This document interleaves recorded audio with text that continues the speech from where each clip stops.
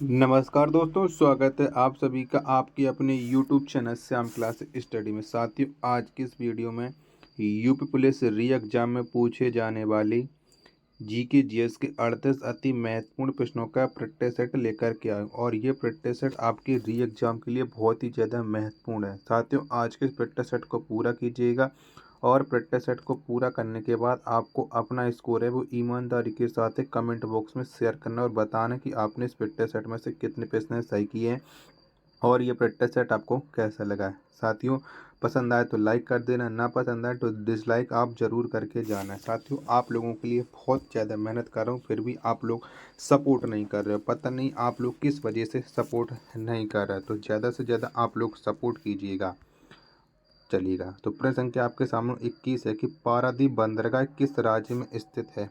तो कौन से राज्य में ये पारादीप बंदरगाह है। तो पारादीप जो बंदरगाह है वो उड़ीसा राज्य में स्थित है। 81 का आंसर है वो ऑप्शन संख्या बी इस प्रश्न का राइट आंसर है, हो जाएगा। प्रश्न संख्या 82 आपके सामने कि भारत में लोकसभा के लिए प्रथम सामान्य निर्वाचन कब हुए थे। तो कब हुए थे। तो भारत में लोकसभा के प्रथम सामान्य निर्वाचन ये 1952 में हुए थे। ऑप्शन संख्या डी इस प्रश्न का राइट आंसर है, हो जाएगा। प्रश्न संख्या 83 आपके सामने कि लाल रक्त कणिकाएं निर्मित होती हैं। तो किसमें निर्मित होती हैं। तो जो लाल रक्त कणिकाएं होती हैं ये अस्थि मज्जा में निर्मित होती हैं। तो 83 का जो राइट आंसर है वो ऑप्शन संख्या बी इस प्रश्न का राइट आंसर है, वो हो जाएगा। चलिए, प्रश्न संख्या 84 आपके सामने की चौथी बौद्ध संगति का आयोजन किसके काल में हुआ था। तो किसके काल में हुआ था। तो जो चौथी बौद्ध संगति है इसका जो आयोजन हुआ था वो कनिष्क के काल में हुआ था। 84 का आंसर है वो ऑप्शन संख्या बी इस प्रश्न का राइट आंसर है, वो हो जाएगा। अगला प्रश्न आपके सामने प्रश्न संख्या 86 है कि सबसे बड़े से सबसे छोटे के क्रम में निम्नलिखित में से कौन सा है। तो कौन सा है सबसे बड़े से सबसे छोटा। तो सबसे बड़ा होता है टेराबाइट, फिर गीगाबाइट, फिर एमबी, फिर केबी। यानी 86 का जो राइट आंसर है वो ऑप्शन संख्या डी इस प्रश्न का राइट आंसर है, वो हो जाएगा। प्रश्न संख्या 87 आपके सामने विश्व जनसंख्या दिवस कब मनाया जाता है। तो कब मनाते हैं। तो जो विश्व जनसंख्या दिवस है वो मनाते हैं 11 जुलाई को। कब। 11 जुलाई को प्रति वर्ष विश्व जनसंख्या दिवस मनाते हैं। 87 का आंसर है ऑप्शन संख्या सी इस प्रश्न का राइट आंसर है, वो हो जाएगा।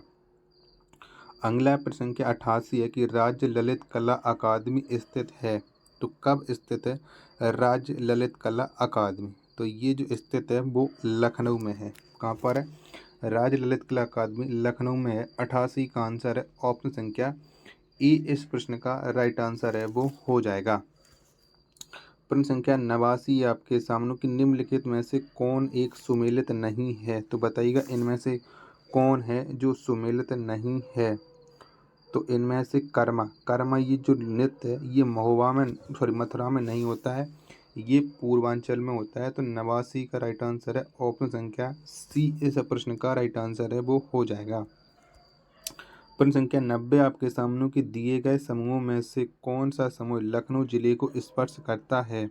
तो इनमें से कौन कौन से जनपद की सीमा लखनऊ से लगती है वो आपको बताना है। प्रश्न संख्या 90 का राइट आंसर।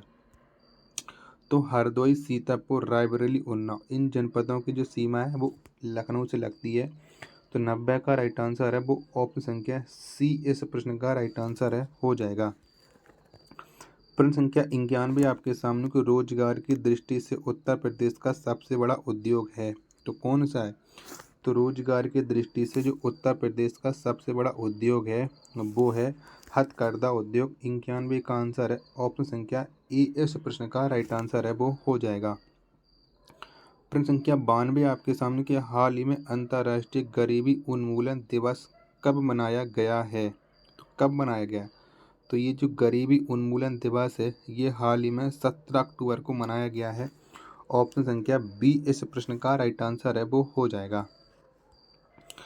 प्रश्न संख्या 93 है आपके सामने कि पश्चिम में गुजरात से उत्तर में दिल्ली तक फैली हुई पर्वत श्रृंखला कौन सी है। तो कौन सी है। तो ये जो पर्वत श्रृंखला है वो है अरावली पर्वत श्रृंखला। 93 का जो राइट आंसर है वो ऑप्शन संख्या ए इस प्रश्न का राइट आंसर है वो हो जाएगा।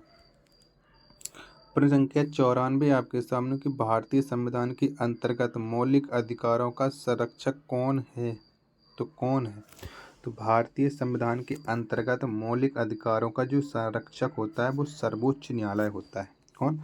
सर्वोच्च न्यायालय होता है। तो 94 का जो राइट आंसर है वो ऑप्शन संख्या डी इस प्रश्न का राइट आंसर है हो जाएगा। साथियों, अगर आपको ये प्रैक्टिस सेट पसंद आ रहा है तो वीडियो को आप लाइक कर देना। चैनल को आप लोगों ने अभी तक सब्सक्राइब नहीं किया होगा तो चैनल को आप लोग जरूर सब्सक्राइब कर लीजिएगा। प्रश्न संख्या 95 आपके सामने कि गाय का दूध पीले सफ़ेद रंग का होता है जिसका कारण उसमें निम्नलिखित में से किसकी उपस्थिति है? तो किसकी उपस्थिति के कारण है गाय का जो रंग है वो पीला होता है, गाय के दूध का रंग? तो ये कैरोटीन की केसीन के साथ कैरोटीन की उपस्थिति के कारण होता है। तो 95 का जो राइट आंसर है ऑप्शन संख्या सी इस प्रश्न का राइट आंसर है वो हो जाएगा। अगला प्रश्न प्रश्न संख्या 96 आपके सामने कि पल्लव वंश का अंतिम शासक कौन था? तो कौन था? तो पल्लव वंश का जो अंतिम शासक था वो अपराजित वर्मन प्रथम था। कौन? अपराजित वर्मन प्रथम था। 96 का आंसर है ऑप्शन संख्या डी इस प्रश्न का राइट आंसर है वो हो जाएगा। प्रश्न संख्या 97 आपके सामने कि आवास एवं शहरी मामलों के मंत्रालय द्वारा हरियाली ऐप का उद्घाटन निम्न में से किस क्षेत्र के पर्यावरण संरक्षण हेतु किया गया है? तो किसके लिए किया गया है? प्रश्न संख्या 57 का राइट आंसर आपको बताना है। तो इसका जो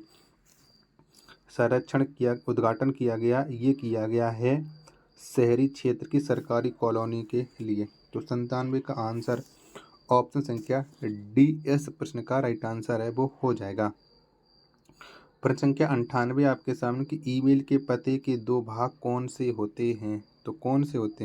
आज हम बात करने वाले यूपुलिस री एग्जाम 2024 के लिए बेस्ट प्रैक्टिस सेट के बारे में, जो कि चक्षु पब्लिकेशन का प्रैक्टिस सेट है। इस प्रैक्टिस सेट में आपको 12 सॉल्व पेपर मिल जाएंगे, 2500 बहुविकल्पीय प्रश्न, वो भी व्याख्या सहित, जिसमें आपको 15 प्रैक्टिस सेट मिल जाएंगे। और इस प्रैक्टिस सेट में सबसे बड़ी खास बात यह है कि 17 और 18 फरवरी को 4 शिफ्ट में आयोजित हुए प्रैक्टिस सेट भी हैं और इनकी एक स्टडी गाइड बुक है, और इसके साथ साथ आप इनका चक्षु पब्लिकेशन का प्रैक्टिस सेट भी लिख सकते हैं। और प्रैक्टिस सेट को घर पर ले आइएगा और प्रैक्टिस सेट लगाइएगा, अपनी तैयारी को मजबूत बनाइएगा। बिना प्रैक्टिस सेट लगाए चक्षु पब्लिकेशन के आप सिलेक्शन नहीं ले सकते हो। तो आज ही चक्षु पब्लिकेशन को लेकर के आइएगा और अपनी तैयारी को मजबूत बनाइएगा।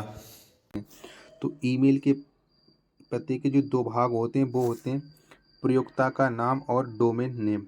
यानी 98 का जो आंसर है वो ऑप्शन संख्या सी इस प्रश्न का राइट आंसर है वो हो जाएगा।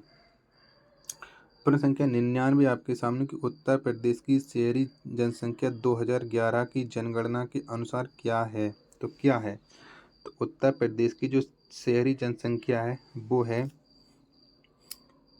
ये ऑप्शन संख्या सी। इसमें देखना पड़ेगा कितनी है। तो ये है इकाई, दहाई, सैकड़ा, हजार, 10,000, लाख, 10 लाख, 4,44,95,063। ये है उत्तर प्रदेश की शहरी जनसंख्या 2011 की जनगणना के अनुसार।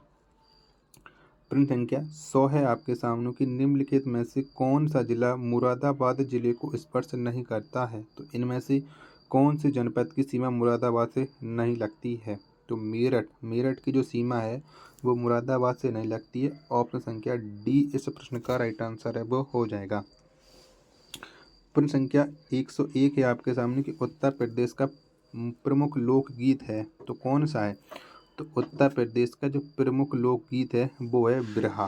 कौन है? बिरहा है। 101 का आंसर है वो ऑप्शन संख्या ए इस प्रश्न का राइट आंसर है वो हो जाएगा। प्रश्न संख्या 102 है आपके सामने केंद्र सरकार ने हाल ही में किस व्यक्ति के नाम पर सर्वोच्च नागरिक सम्मान पुरस्कार शुरू किया है? तो बताइए किसके नाम पर शुरू किया है? तो ये किया गया है सरदार वल्लभ भाई पटेल के नाम पर। 102 का आंसर ऑप्शन संख्या सी इस प्रश्न का राइट आंसर है वो हो जाएगा। प्रश्न संख्या 3 है आपके सामने कि संबलपुर निम्नलिखित नदियों में से किस नदी के तट पर स्थित है? तो कौन सी नदी के तट पर है जो संबलपुर स्थित है? तो ये महानदी के तट पर स्थित है। 103 का आंसर ऑप्शन संख्या बी इस प्रश्न का राइट आंसर है हो जाएगा। प्रश्न संख्या 104 है आपके सामने कि भारत के राष्ट्रपति के चुनाव संबंधी विवाद का निपटारा कौन करता है। तो कौन करता है? तो भारत के राष्ट्रपति के चुनाव संबंधी जो विवाद, इसका निपटारा सर्वोच्च न्यायालय करता है। 104 का आंसर ऑप्शन संख्या ए इस प्रश्न का राइट आंसर है, वो हो जाएगा। प्रश्न संख्या 105 है आपके सामने कि तूतीय हिंद या भारत का तोता नाम से किसे जाना जाता है। तो किसे जाना जाता है? तो भारत के तोता के नाम से आमिर खुसरो को जाना जाता है। 105 का आंसर ऑप्शन संख्या सी इस प्रश्न का राइट आंसर है, वो हो जाएगा। प्रश्न संख्या 106 आपके सामने कि भारत सरकार स्तर पर सर्वाधिक एकत्रित होने वाला कर है। तो कौन सा कर सर्वाधिक एकत्र होता है? तो ये होता है निगम कर। कौन सा? निगम कर। 106 का आंसर ऑप्शन संख्या बी इस प्रश्न का राइट आंसर है, वो हो जाएगा। प्रश्न संख्या 107 है आपके सामने कि निम्न में से कौन ऑपरेटिंग सिस्टम के रैम अर्थात प्राइमरी मेमोरी में निर्देश लोड करता है। तो कौन करता है? तो ये लोड करता है BIOS। 107 का आंसर ऑप्शन संख्या बी इस प्रश्न का राइट आंसर हो जाएगा।